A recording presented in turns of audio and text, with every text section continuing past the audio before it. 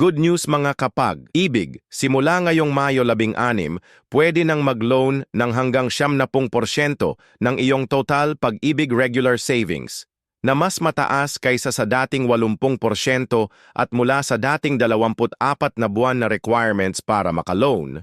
Ngayon ay 12 buwan na lang. Mas marami mga kapag-ibig ang makakapag-loan ng mas maaga.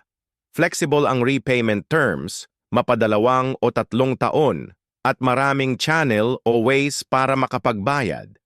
At kung ikaw ay existing borrowers o may existing MPL, pwede ka pa rin mag-apply ulit base sa mas mataas na loan limit. At hindi lamang sa MPL, maging sa ibang short-term loan tulad ng calamity loan at helps.